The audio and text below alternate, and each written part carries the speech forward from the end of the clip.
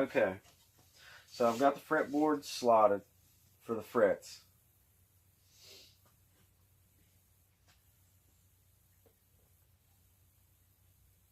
And it's straight, and it's thickness to the thickness I want right now. And I'm ready to start on the main part of the neck.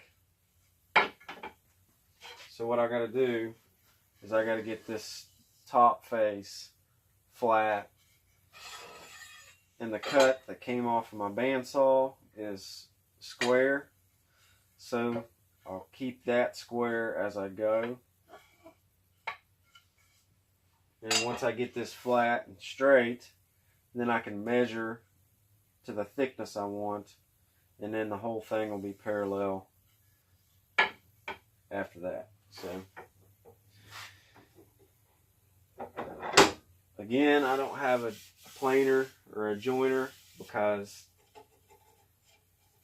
the home shop, small shop versions of those machines just doesn't do the precision that you need for doing this.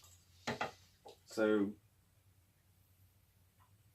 those machines will be an investment in the future. For now, I'm doing it by hand because I can take my time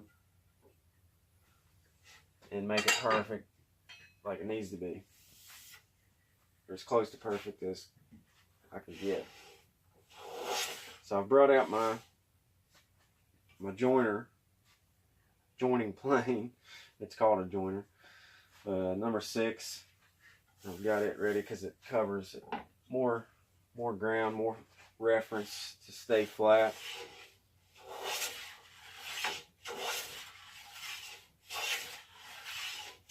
And I'm just going to start the back here and keep it square as I go.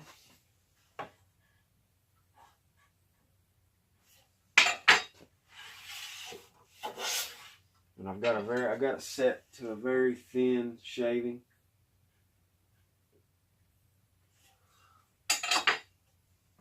And I'll just take a little bit at a time and check, and a little bit at a time and check.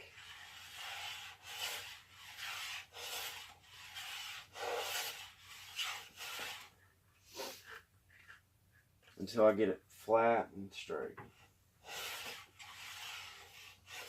This mahogany is tricky to plane because it's kind of a soft, open pore wood, which is great for an instrument, but it'll kind of bind up in your plane, and you'll ride over the shavings.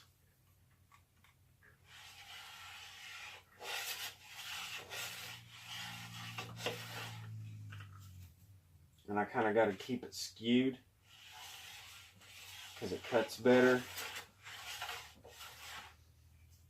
which is even more reason to use the biggest one I've got, because even at a skewed like this, it's still got plenty of surface, flat surface to ride on.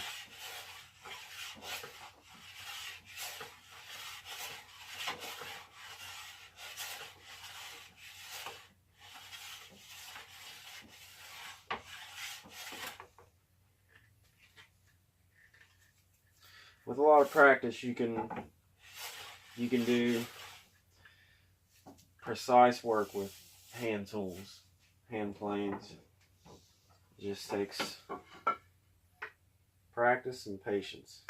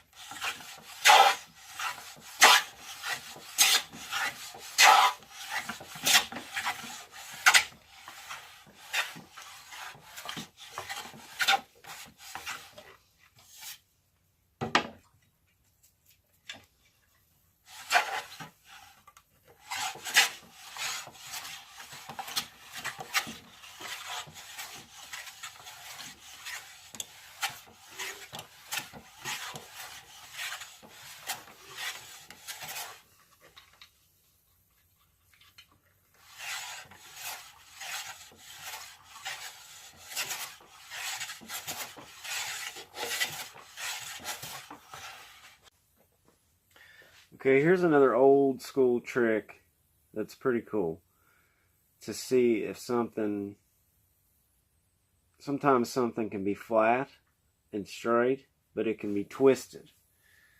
So it can have a little bit of a twist in it. And that's hard to see sometimes with your squares and straight edges and whatnot.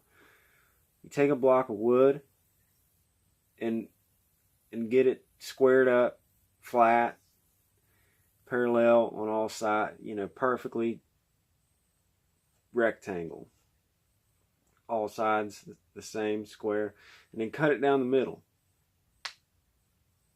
So you're just opening it up. So then you got two pieces that are exactly the same. They used to call this winding sticks in cabinet building and all kinds of stuff like that. You take the two pieces, they're the same height, everything. You take the two pieces and you put them at different places, and then you just sight down it. And if one, and it's really precise, it doesn't sound like it is, but you eye the two tops up with your eye. You sight down it, and if there's a twist, they won't line up. One of them will be a little bit like that in your view. But if there's no twist,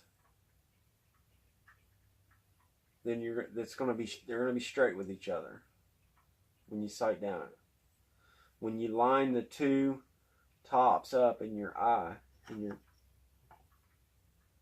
view, all the way down,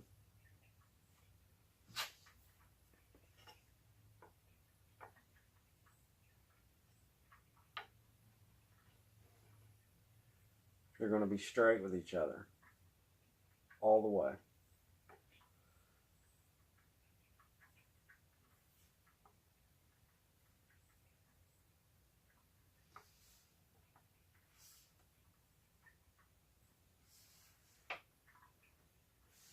Sometimes you got to back up a little bit, get a different focus.